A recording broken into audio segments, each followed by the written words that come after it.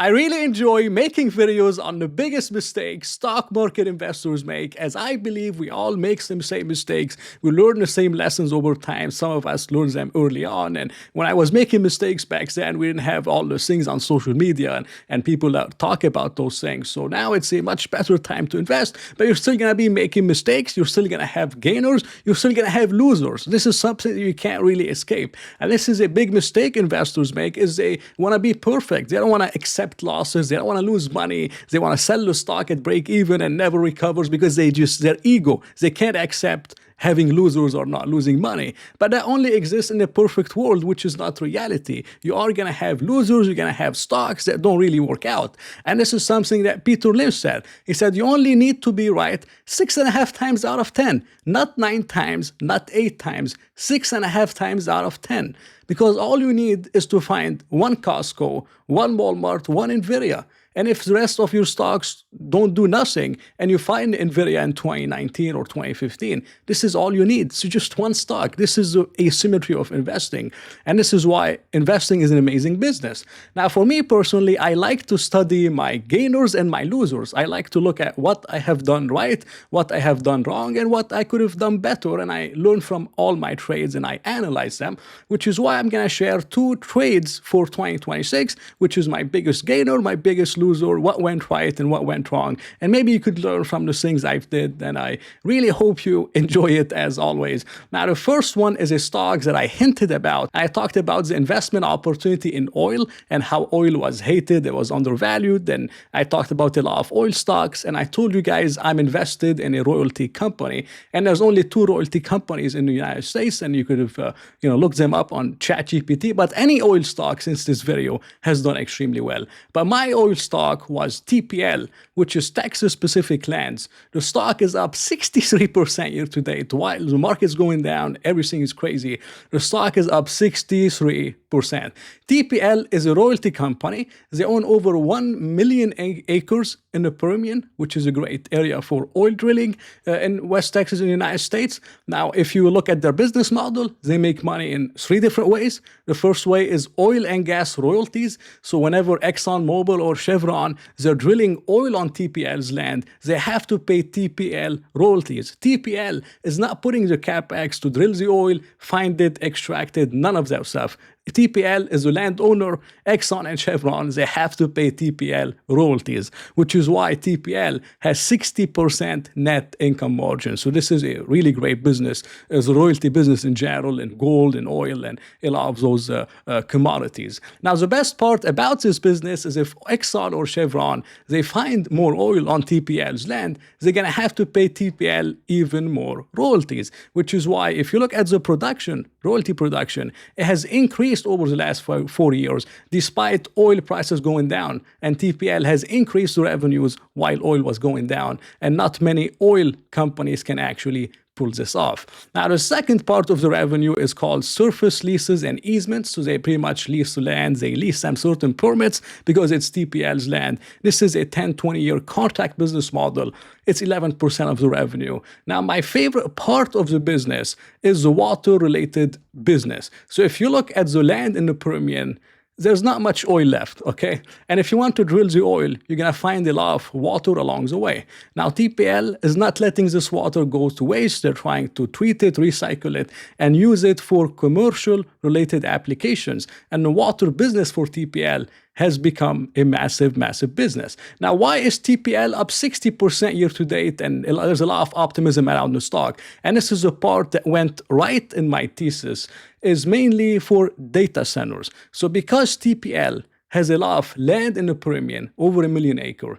They have cheap energy, which is critical for data centers.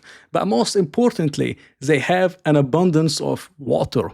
And water is used for cooling in a lot of those data centers. And this is the part I got right, where I was doing my, Howard Mark called it the second level thinking. I'm like, okay, everyone is bidding up the energy stocks, like, a lot of CEG and others, and everyone is bidding up a lot of semiconductors. What is something that's missing in AI in general? general. And I found cooling was a big area and water consumption in general. And TPL has an abundance of water and it cannot be used for any kind of, you can't even drink it. You can't do that. It'd be contaminated. You're going to have to only use it for commercial applications. So the way it fits with massive land ownership, cheap energy, and abundance of water, this is the perfect place to build data centers in Texas. And this is why the ex-CEO, Google CEO, Eric Schmidt, he launched a company called Bolt, and Bolt is partnering with TPL to build data centers on TPL's land. So this is how I got this one right. It doesn't happen very often, you could say, but TPL, this is my third time of owning the stock. There's always periods where the stock goes up on optimism, it peaks, and then it goes down 50%, then I buy it and it goes up again. This is my third time. It has wiped out a lot of my losses. Unfortunately, I've had some big losses this year from software, from my other stocks that I want to talk about. But this is the part that I got right. And I mainly was doing my second level thinking, like, as for example, let's say a lot of people right now are talking about semiconductors and things within NVIDIA and other kind of matters, and there's a lot of CapEx that's involved, and the market is hating on CapEx, is going to eventually want to make a lot of the big hyperscalers cut back on CapEx. So who's going to be the beneficiary of cutting back on CapEx? Maybe some companies that can make the chips cheaper, maybe some kind of way to just make them cheaper in general. That would be my second level thinking that I'm researching and I'm looking into for a lot of the semiconductors, or even for the drones, where a lot of the drone stocks are going up, but there's a lot of need for defenses against the drone. So what kind of companies are coming up with those defense-related technologies? So this is what I try to focus on. Now, the second one, which is my biggest loser year to date, is HIMS. HIMS is down 52% year to date, the opposite of TPL, complete opposite.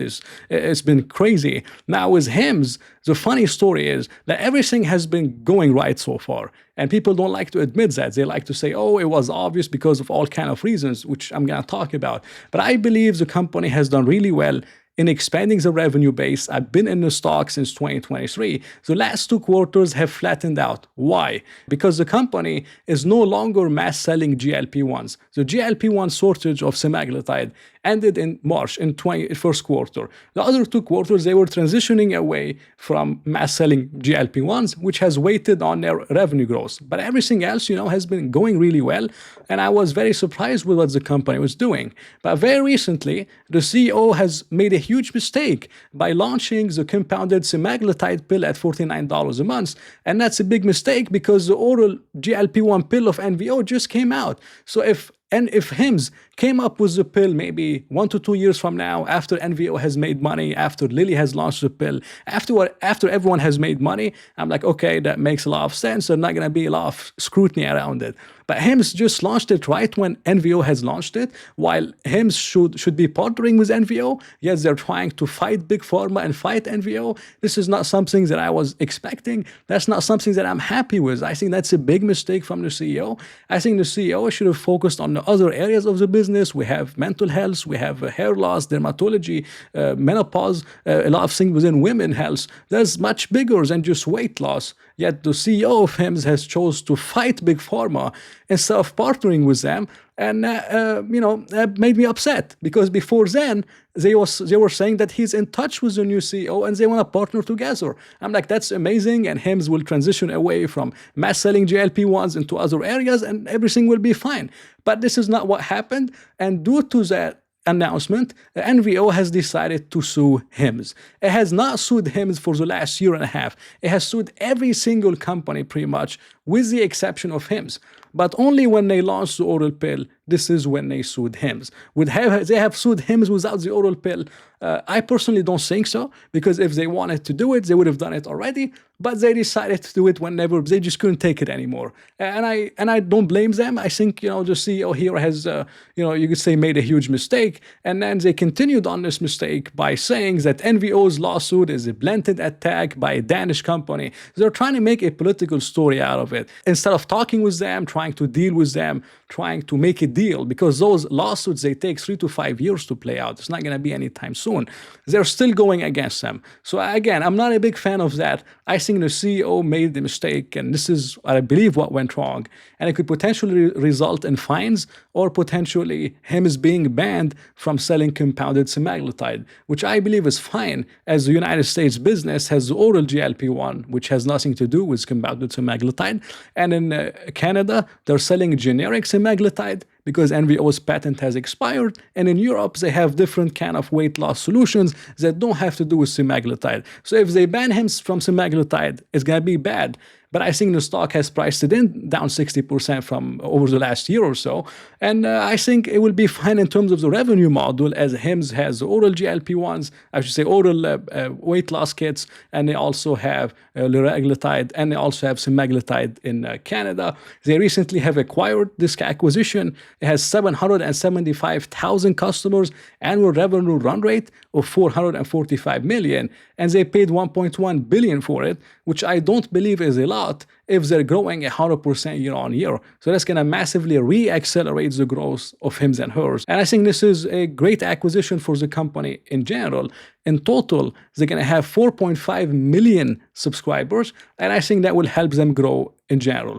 Now, the only thing I want to address here is a lot of people saying, oh, it was obvious because the CEO has been selling and the managers were not buying the dip. Well, Palantir CEO and managers, they've been selling the stock from $5 per share. SoFi has been selling them from $6, $7 per share. So if you didn't buy those stocks, or you sold SoFi at $6 because the CEO is not buying, then you missed out on life-changing gains. Same thing with Palantir, same thing with others. So this is due to stock-based compensation. And that's why those managers, they very rarely buy the stock. Now, I would love Hims CEO to buy the stock here. I think he should be buying the stock, and he's not buying the stock, which is an area for concern, you could say. But if your lesson from this is to never buy a stock where the insiders are selling, then you're going to miss on life-changing returns. And I think you would have most likely learned the wrong lesson here. So this is what really went wrong with Hims so far. The CEO has made a mistake by launching the pill right now when NVO just launched the pill. And of course, they're going to be suing Hims.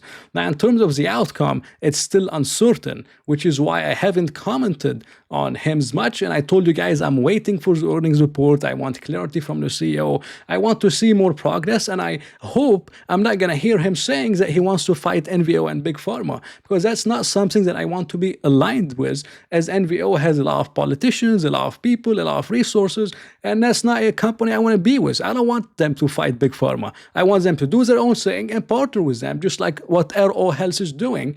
And I hope I don't hear that from the CEO, because that would be something major for me personally. Now, I got a lot of questions if I loaded up on Hims, if I've been buying the dips, and I did all these things because I loved the stock at 30. Now I'm going to love it at 15, right? Well, no, I haven't really bought the dip on Hims and Hers. My cost base is $8. It's still $8. I haven't bought the dip. And I did many videos on Hims, and I told you guys that I don't just DCA because the stock went down. I DCA based on the changes in fundamentals. And I'm waiting for the earnings call to see if the CEO is going to continue on fighting Big Pharma. That would be a major thesis changer for me. Or if he's going to try to pivot from that and maybe admit their mistake and move on into some better areas. So I want to see some changes in the fundamentals to the better. If I see that, then I will buy the dip. If I don't see that, then I will see what I do with my investment. But this is another case where everything was going right, and then the CEO decided to launch the pill,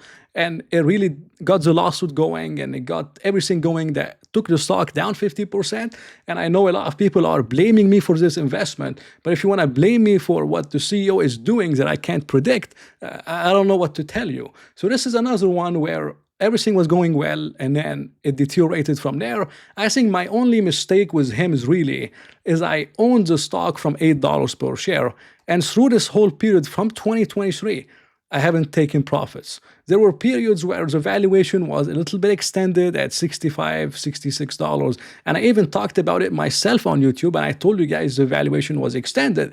And Hims started at a 1-2% position. It became a much larger position, but I haven't really taken profits. So I think a good lesson from here that I always do, but I haven't done it with Hims, I don't know why, is I normally take profits, I trim whenever stocks become overvalued. I don't sell my entire position, but I take make profits. I haven't done it with HIMS, and I paid the cost of this mistake. And for HIMS, I'm waiting to see what happens on the earnings report with the earnings call and see what the CEO decides to do. But I'm personally not a big fan of fighting Big Pharma.